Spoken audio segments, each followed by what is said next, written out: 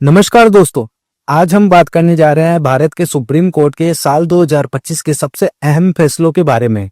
आपको जानकर हैरानी होगी कि सुप्रीम कोर्ट ने इस साल 1400 से ज्यादा फैसले दिए, लेकिन इनमें से सिर्फ 10 ऐसे फैसले हैं जिन्हें लैंडमार्क जजमेंट माना जा रहा है, यानी ऐसे फैसले जो आने वाले कई सालों तक संविधान, अधिकारों और शासन व्यवस्था को प्रभावित करते रहेंगे। इन फैसलों को चुनने का सबसे अहम पैमाना था साइटेबिलिटी, मतलब कौन सा फैसला भविष्य में बार बार अदालतों में साइट किया जाएगा। तो चलिए बिना देर किए समझते हैं 2025 के 10 ऐतिहासिक फैसले आसान भाषा में। इसमें पहला था आर्बिट्रेशन अवार्ड पर कोर्ट की सीमित शक्ति। केस था Gayatri Balaswamy versus ISG Novosoft technologies का। 30 अप्रैल 2025 को सुप्रीम कोर्ट की 5 जजों की संविधान पीठ ने कहा कि कोर्ट को आर्बिट्रल अवार्ड में सीमित बदलाव करने का अधिकार है। पहले तक स्थिति ये थी कि कोर्ट या तो पूरा अवार्ड रद्द कर सकती थी या फिर कुछ भी नहीं कर सकती थी, लेकिन अब कोर्ट क्लेरिकल मिस्टेक या कैलकुलेशन एरर या रिकॉर्ड पर साफ दिखने वाली गलतियां ठीक कर सकती है। हालांकि कोर्ट ने साफ कहा है कि ये पावर अपील नहीं है, मेरिट्स की दोबारा सुनवाई नहीं की जाएगी। इस फैसले से आर्बिट्रेशन सिस्टम ज्यादा प्रैक्टिकल और इफेक्टिव बनेगा। सेकंड आता है स्पीकर को पूर्ण संवैधानिक छूट नहीं। इसमें केस था पडी Kaushik Reddy versus state of Telangana. इस केस में सुप्रीम कोर्ट ने साफ कह दिया कि स्पीकर संविधान से ऊपर नहीं है। डिफेक्शन मामले में स्पीकर एक ट्रिब्यूनल की तरह काम करता है और उसकी देरी या निष्क्रियता को कोर्ट जांच सकती है। कोर्ट ने स्पीकर के लिए 4 हफ्तों में सुनवाई तय करने की समय सीमा तय की। यह फैसला राजनीतिक दल बदल पर लगाम लगाने वाला है। तीसरा था माइनॉरिटी इंस्टीट्यूशन और आरटीई एक्ट। इसके अंदर केस था Anjuman Ishaat e Taleem trust versus state of Maharashtra. Court ने कहा टीचर्स एलिजिबिलिटी टेस्ट टीईटी जरूरी है, लेकिन आर्टिकल 30 के तहत चलने वाले माइनॉरिटी इंस्टीट्यूशन पर आरटीई लागू नहीं होगा। हालांकि कोर्ट ने यह भी संकेत दिया था कि मिनिमम एजुकेशनल स्टैंडर्ड्स और माइनॉरिटी इंस्टीट्यूशनल पर भी लागू हो सकते हैं। यह फैसला शिक्षा और अल्पसंख्यक अधिकारों के बीच नया संतुलन बनाता है। चौथा था वक्फ अमेंडमेंट एक्ट पर आंशिक रोक।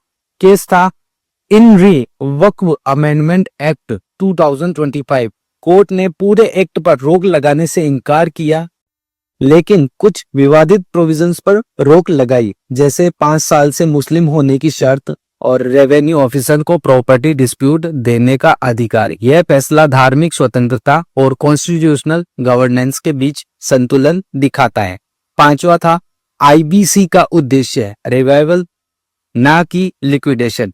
केस था Kalyani Transco versus Bhushan power and steel. Supreme court ने 2 टूक कहा इंसॉल्वेंसी एंड बैंकरप्टी कोर्ट का मकसद कंपनियों को बचाना है, खत्म करना नहीं। जेएसडब्ल्यू को डिलेज के लिए जिम्मेदार नहीं ठहराया गया और लिक्विडेशन के आदेश को पलट दिया गया।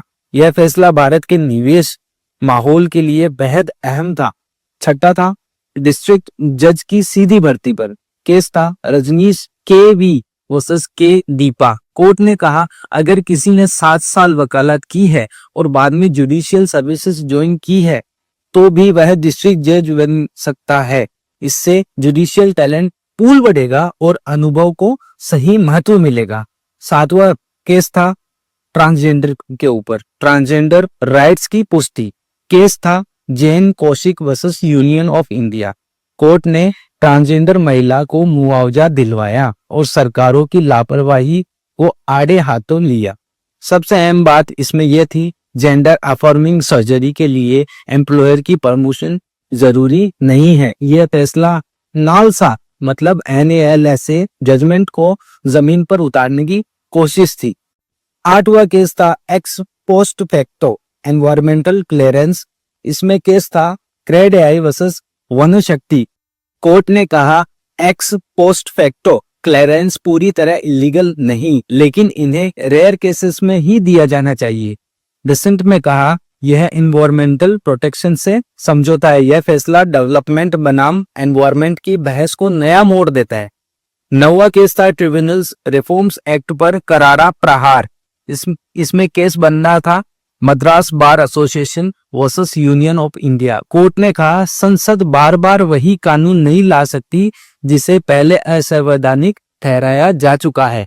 ट्रिब्यूनल्स को कोर्ट जैसी इंडिपेंडेंस मिलनी जरूरी है। यह फैसला जुडिशियल इंडिपेंडेंस का मजबूत संदेश है। गवर्नर और प्रेसिडेंट के असेट्स पर एडवाइजरी ओपिनियन, ये केस था रीअसेंट ऑफ बिल। कोर्ट ने कहा गवर्नर और प्रेसिडेंट के पास डिस्क्रिशन है लेकिन एब्सोल्यूट वेटो नहीं।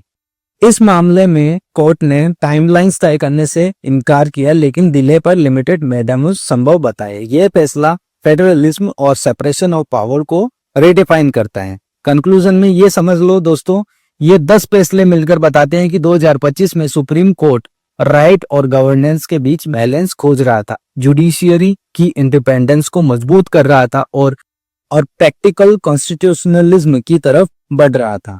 दोस्तों, अगर आपको यह वीडियो अच्छी लगी हो तो इसे लाइक, शेयर और सब्सक्राइब जरूर करना और जरूर बताना आपको अगला टॉपिक क्या पढ़ना है। लॉ से जुड़ी बातें जानने के लिए अभी सब्सक्राइब करें हमारे चैनल को, लाइक बटन जरूर दबा के जाना अगर ये आपको वीडियो अच्छा लगा हो। Thank you.